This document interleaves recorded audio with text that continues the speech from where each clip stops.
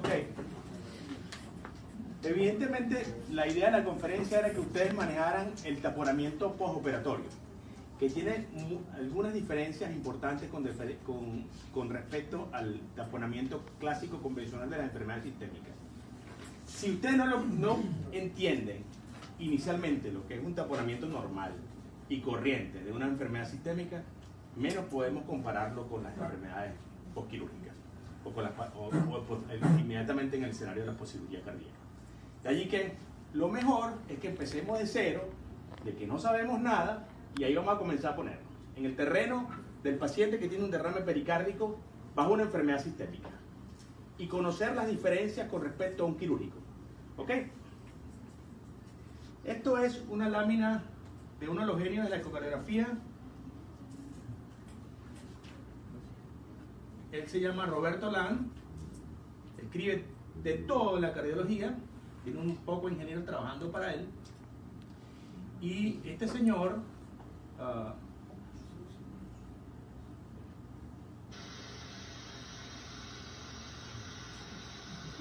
está en la Universidad Northwestern en Chicago. Es el que escribe las guías de cuantificación en cardiología, un montón de papers todos los años, impresionante, y él hace estos videos desde hace más de 30 años para educar.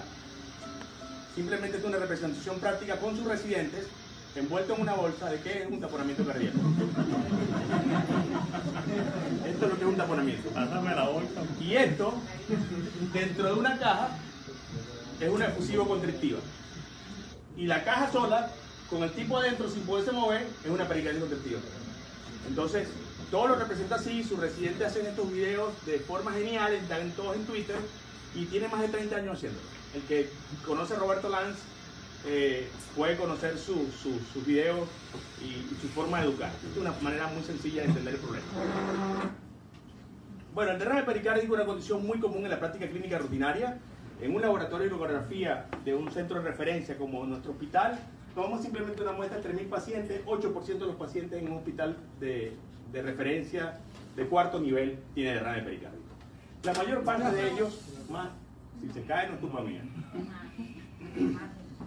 más del 80% de estos casos son leves, son derrames pericárdicos sin importancia, pero 20% de ellos, la mitad y la mitad, son moderados a severos, y la mitad de los severos pueden estar acompañados de taponamiento cardíaco. Esa es nuestra experiencia en el hospital que presentamos en el Congreso de Cardiología en Venezuela en el año 2003, hace muchos años atrás, y es bueno reconocer que más o menos esto se reproduce en la mayor parte de las series. Lo que no se reproduce es la etiología de esto. Pero en general es eso, 8% de los pacientes tienen derrame, la mitad de estos 4% de estos pacientes son moderados a severos. No, perdón, 20% son moderados a severos. Es importante saber describir la severidad, y la severidad no la cuantificamos en CC, sino que la cualificamos en un número que es la separación de las hojas. Es algo como semi-cuantitativo. La localización, ¿dónde está? Si es circunferencial, si es posterior, si es anterior, si es loculado alrededor de la aurícula derecha. Generalmente los líquidos se van hacia la región posterior, por declive, y hacia la región de más baja presión, que es la aurícula derecha. Y es más o menos subida. La naturaleza de ecogenicidad es muy importante describirla. Entonces decimos que es leve en dos formas básicamente. Si es posterior solamente, es leve. Si es anterior y posterior, o sea, circunferencial, es moderado. Y si es circunferencial, entonces está muy separado, severo. Así de sencillo. La otra manera, como utilizamos la guía, es si es menos de 5 milímetros de separación de las hojas, es mínimo, de 5 a 10 es leve, de 10 a 20 es moderado y mayor de 20 es severo. Y eso se correlaciona con esta cantidad de cc. Habitualmente, cuando es más de 500 cc, es un derrame severo, ¿verdad? Hay uno que llama muy severo cuando es más de 30 y ya tiene compromiso de alteración del ventrículo, de la interdependencia ventricular. Esto es lo que hacemos habitualmente.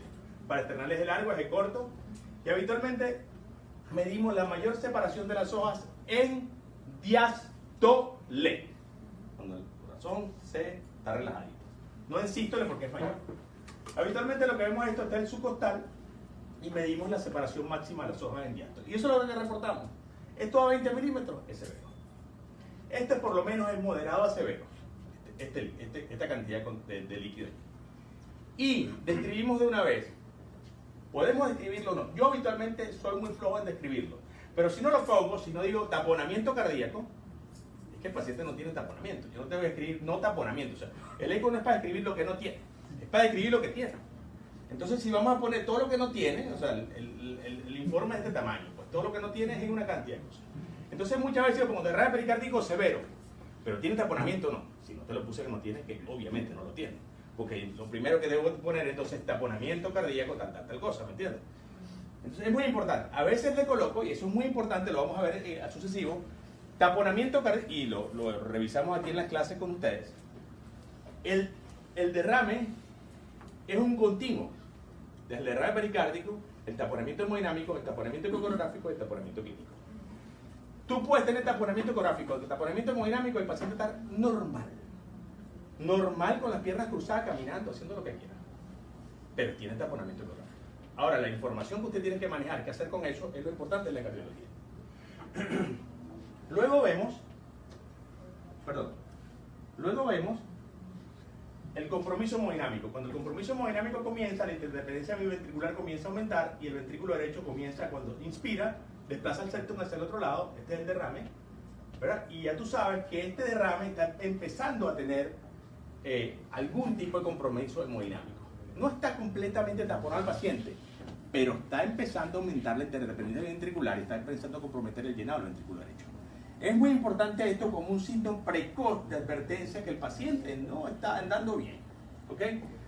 Y simplemente eso, y medimos entonces el llenado transmitral, y si estas variaciones varían mucho en la mitral, más del 25%, este derrame ya tiene cierto compromiso hemodinámico importante. Entonces, las etiologías varían de país a país, pero más o menos en el mundo es esto. La mitad de los derrames son idiopáticos, no lo conocemos. Y atrogénicos son 15 a 30%, o sea, relacionados por ejemplo con cirugía. Cáncer y infecciones son, sobre todo cáncer, enfermedad renal, son las causas más comunes. Las enfermedades con activos son una pequeña proporción de pacientes. Entonces es importante describir para los clínicos, si es agudo menos de una semana, de una semana a 3 meses subagudo, si es mayor de 3 meses crónico. La severidad, leve, moderado, severo, menos de 10, 10 a 20, mayor de 20. Si es circunferencial o está loculado, a veces es loculado y está grande. Como sin taponamiento cardíaco, importante, muchas veces no lo escribimos, y describimos la ecogenicidad del derrame. Si el derrame es muy ecogénico, como esto, eso no es bueno. O sea, este paciente tiene una patología inflamatoria sistémica importante, que puede ser infecciosa, no sabemos, yo no puedo saber la etiología con el eco, pero es importante describirlo. Estos pacientes con esta ecogenicidad aumentada, puede ser tuberculosis, cáncer, metástasis, etc. Y estos pacientes, en el transcurso del tiempo, cuando son muy ecogénicos, esos pacientes tienen una elevada mortalidad en el seguimiento. Muy importante reconocer esto y describirlo en el informe. Todo espacio anecoico o hipoecoico alrededor del corazón no es derrame. Y tienen que tener, a lo mejor esto no es para que tomen miedo cuando agarren el traductor por primera vez, pero hay que estar muy pila, muy vivo, de saber de que no todo lo que está ahí negro alrededor es un derrame pericárdico y que no todo requiere una punción pericárdica. Entonces, puede ser un derrame pleural, puede ser un quiste pericárdico, puede ser una masa quística del mediastino, puede ser un pseudoaneurisma de la arcuela del ventrículo, o puede ser sencillamente grasa. Pero es importante para todos nosotros separar un derrame pleural de un derrame pericárdico. Y las maneras son... Wow, ¿qué pasó aquí? ¿Vale? Ok. ¿Le gusta que lo toque? Uy, papá. El pericárdico habitualmente está delante de la aorta y el pleural está detrás de la aorta. Eso ayuda a separar los dos derrames. Es muy común en la práctica, yo veo muchos pacientes con derrame pleural diariamente. Y lo describimos. Es importante el subsifoideo, ver las cámaras, estas son las aurículas del ventrículo, y ver el líquido pericárdico alrededor del corazón, ¿verdad? Esto es el derrame. La pregunta que siempre un residente tiene a cometer el error, y que siempre le pregunto, es, esto lo comete el error el tipo más experto del planeta Tierra. Esto se lo he puesto yo a los tipos que pasaban de con el planeta. ¿Qué es esto? ¿Pericárdico o pleural? Y los tipos, en medio del apuro y de querer demostrar que saben, te dicen los dos, o te dicen es pericárdico. Ni es los dos, ni es pericárdico. Ahí no hay ni un cc en pericárdico. Todo eso es no, todo eso es pleural. Y la razón fundamental es que cuando la pleura izquierda se llena de líquido, ¿verdad? Y tú pones al paciente en decúbito lateral, tú ves líquido alrededor del corazón. Entonces el primer signo es que el corazón no está bamboleando. Si el corazón no bambolea con un montón de líquido, mire, lo primero que tiene que pensar usted inmediatamente es que eso es pleural. Si usted manda a este paciente a una ventana o intenta punzar a este paciente, puede tener graves problemas. Este es el primer pitfall y más grande pitfall de residente y de todos nosotros. De expertos, esto lo pregunté aquí en Barranquilla el primer año que estuve. Llegó un tipo de Barcelona del San Pau y dijo pleural, pericárdico. El corazón no bambolea, tiene líquido atrás de la aurícula izquierda, tiene líquido atrás de la aurícula izquierda completo y no está bamboleando el ventrículo. Eso es pleural hasta que se demuestre lo contrario. Vas al subcostal, revisa el subcostal, no hay líquido aquí, no hay líquido aquí, es pleural. Porque tú desde el espacio pleural, desde el subcostal, te estás sacando la pleura izquierda. Te estás sacando la pleura izquierda. Entonces esta es la ecuación del truco. Evidentemente, si usted tiene un paciente postoperatorio con tubos de drenaje mediastinal o pleural, es más complejo de analizar. Pero usted tiene que buscar el espacio, usted le quita la cura, el marcapaso lo deja ahí, la pincita, usted trata de meterlo si el paciente tiene una condición que está descompensando al paciente. Esto, en un paciente que no tiene nada, es un quiste pericárdico. Y esto también es un quiste pericárdico. Todos son videos y todos deben correr. Este es un caso que presenté en un congreso de un paciente causado por los intensivistas, por ustedes. Ustedes dejan esas vías centrales hasta aquí. El paciente le ven la femoral y casi está en la femoral. ¿En serio? O sea, muchos de los catéteres centrales que veo todos los días mandarlo a retirar 3 a 5 centímetros. ¿No han leído mi informe? ¿Han leído mi informe? Todos dicen retirar 3 a 5 centímetros. El catéter está aquí. Esto es causado, inicialmente pensamos que era un derrame loculado. En verdad no sospechamos lo que era nunca, hasta que entró a quirófano. No lo sospechamos. Pensamos que era un derrame loculado alrededor de la aurícula derecha. Entonces lo presenté en un congreso. Y cuando el residente de primer año que va a operar al paciente abre eso, ve una cosa, una macolla alrededor de la aurícula derecha y dice, ¿qué es esto, Dios mío? Llámate al jefe de cirugía, porque yo no sé qué es esto. Entonces, claro, tenía eco intraoperatorio y tenía un hueco en la pared de la aurícula derecha. Se le abrieron un orificio, acotando una vía central, le tomaron y la pared de las aurículas mide 2 a 3 milímetros y la orejuela mide 1, es translúcida a veces. O sea, usted puede entrar a la cirugía y puede ver la sangre dando vueltas por las orejuelas. Esto es una ruptura de la pared de la aurícula derecha con un catéter. No te duermas, tómate un café, dale un café de gordo.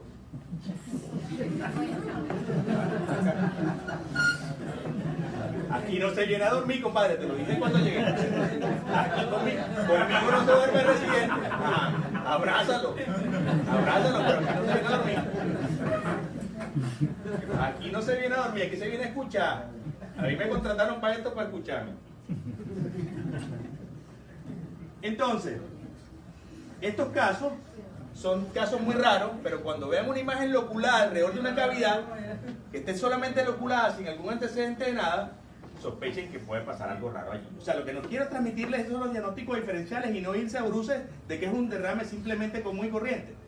Esta paciente me llama la técnico, nosotros tenemos técnicos cardiopulmonares allá que hacen ecografía, y el técnico me dice, Pedro, ayúdame aquí, que este tiene 3 ventrículos. 1, 2 y 3. Y el primer paciente que tiene 3 ventrículos, compañera. Déjame verlo. Ciertamente tiene 3 ventrículos, pero este no es un ventrículo. Esto es un hueco de una puñalada. El paciente ingresó con una herida por arma blanca en el tórax, le abrió un orificio, en la punta, en el ápex del ventrículo izquierdo, hizo un enorme pseudoneurisma del ventrículo izquierdo. Este es un paciente con un antecedente de una herida traumática. Este paciente, un paciente diabético, miren que tiene una imagen loculada también alrededor del ventrículo. Cuando vean imágenes loculadas que están pegadas al ventrículo, no digan que es derrame sencillamente.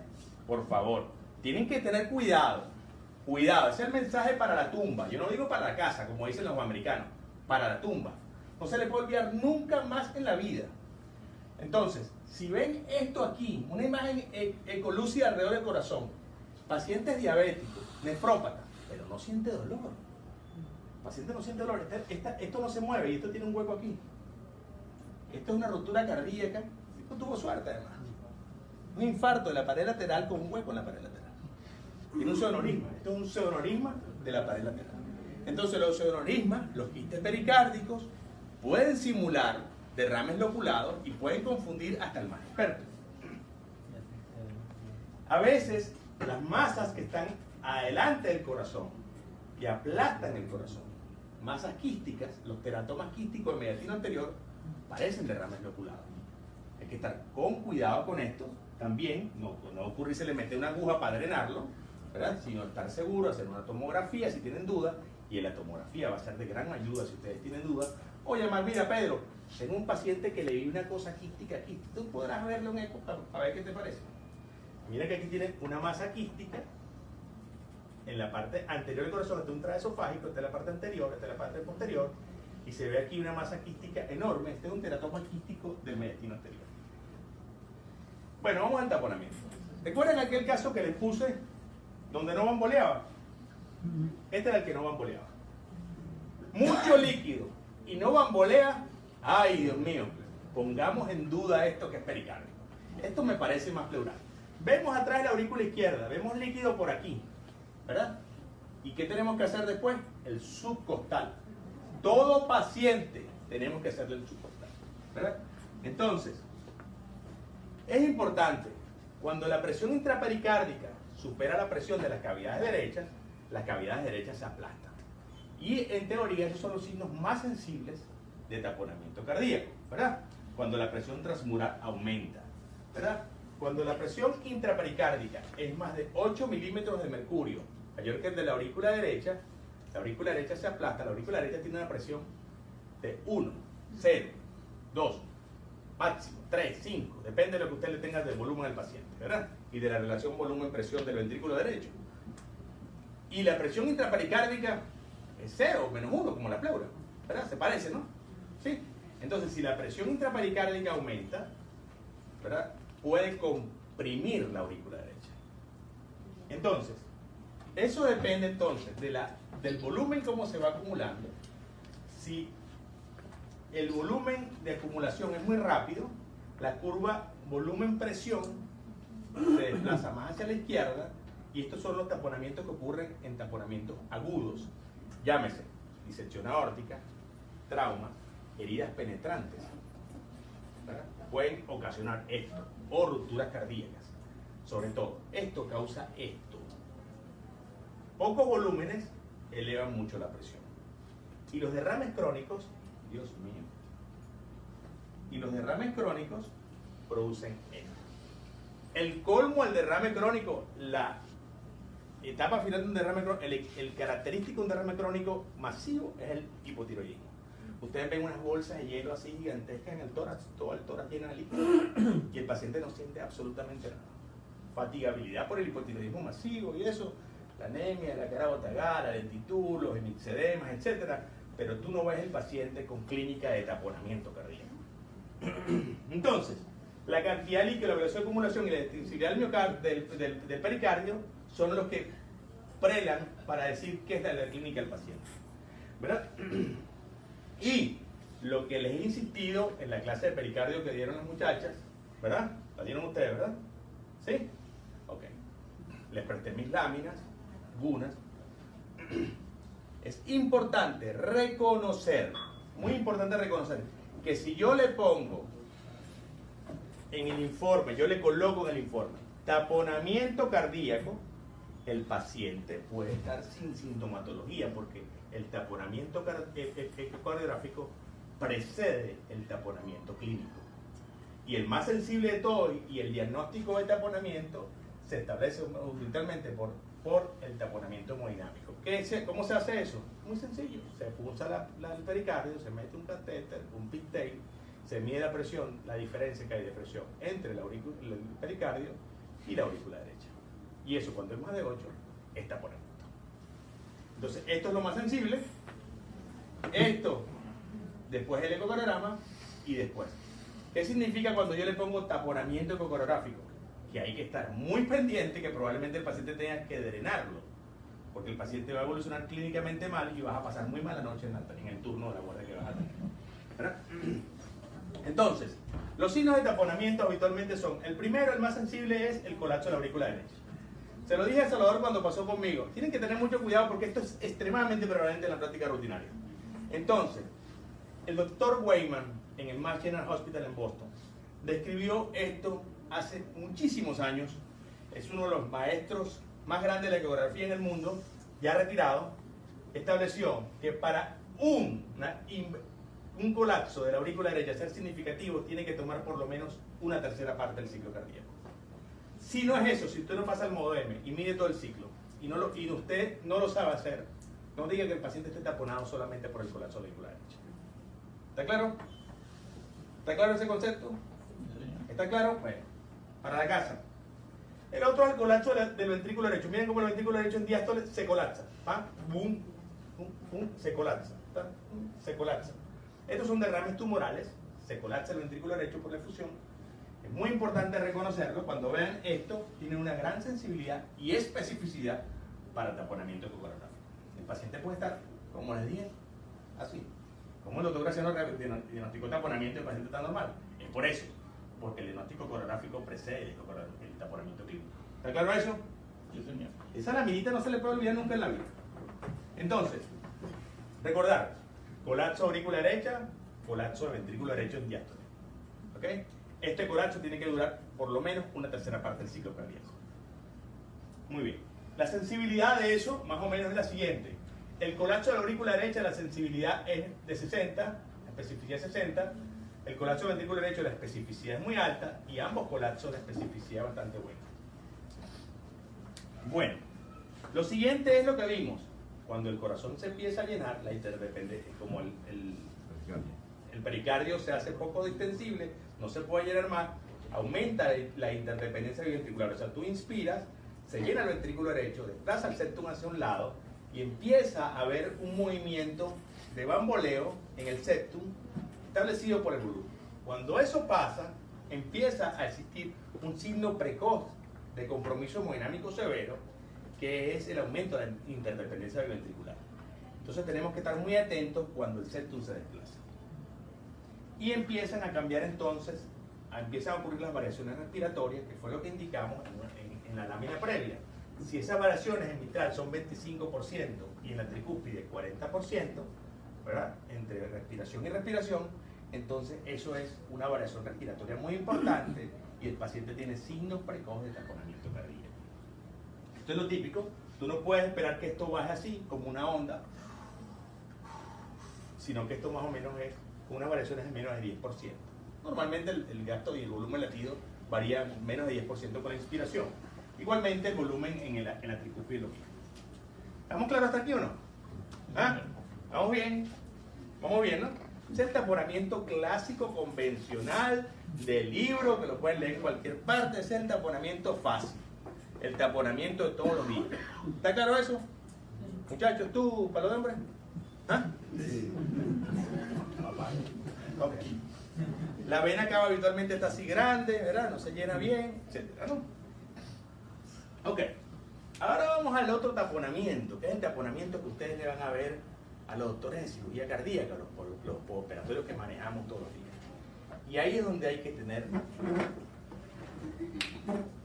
mucha, pero mucha pila. Si no, se les va a pasar por algo.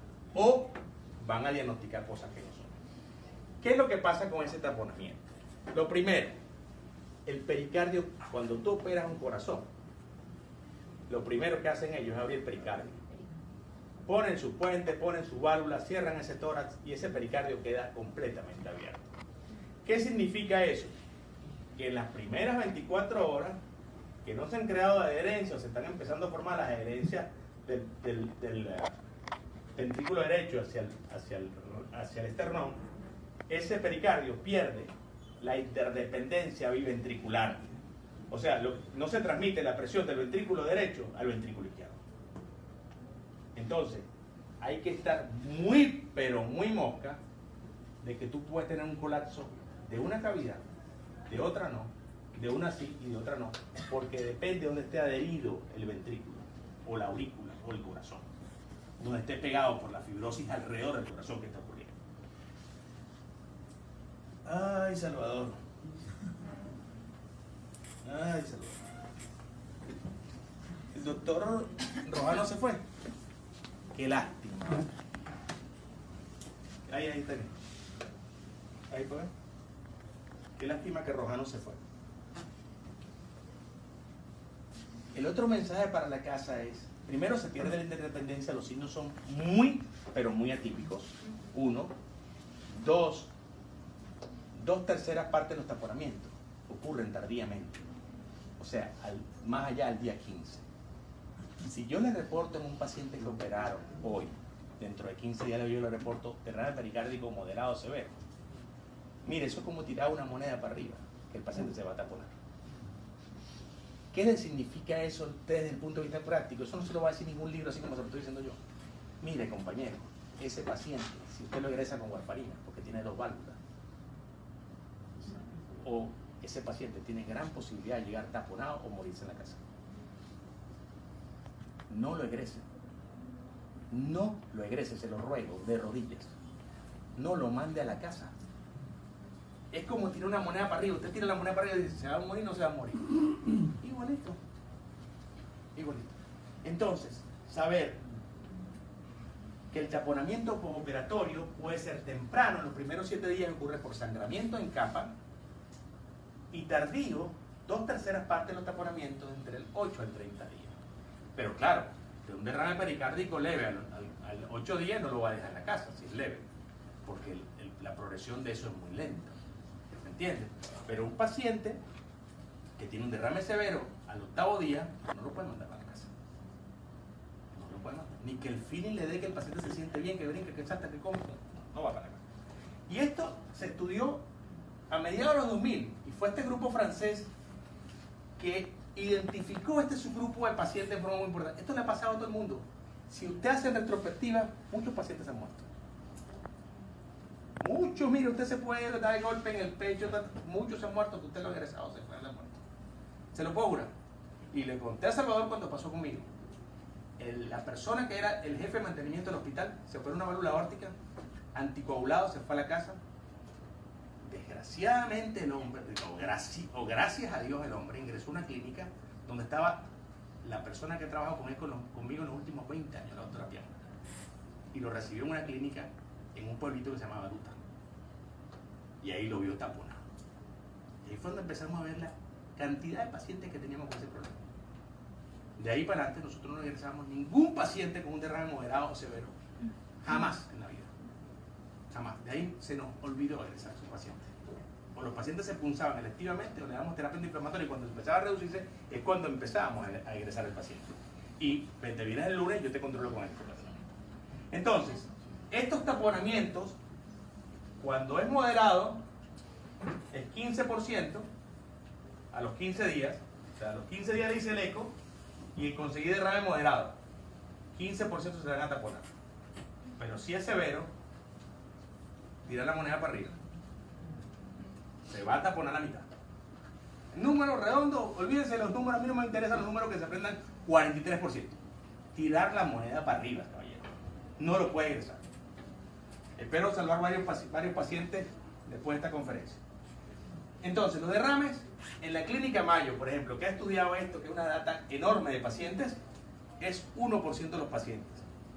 Pero, 1.5%. De los pacientes con derrame pericárdico, los síntomas son habitualmente inespecíficos. Nada te ayuda a predecir que el paciente se va a taponar o no. Nada. 40% de estos pacientes van a evolucionar a taponamiento. ¿Qué significa eso? Que estos pacientes la monedita. Si usted tiene un derrame allí y el doctor le dio un derramito ahorita, moderado, doctor Graciano, mire, mañana se lo voy a bajar otra vez para que me le dé una miradita nada más. Sí, bájamelo. Lo baja usted, yo lo veo. El mismo derrame, los mismos 10 milímetros. Bueno, está bien, perfecto. Dale terapia antiinflamatoria y me lo baja en 4 días. Le pusiste ibuprofeno, colchicina, no sé qué. Te bajó, mide 15 milímetros, egrésalo y me lo mandas la semana que viene, que venga ambulatorio, que búscame por aquí abajo. 50% de estos pacientes van a requerir pericardocentesis, 25% de exploración quirúrgica y 20% de los pacientes fueron manejados médicamente. Miren el alto porcentaje de los pacientes que requirieron una intervención.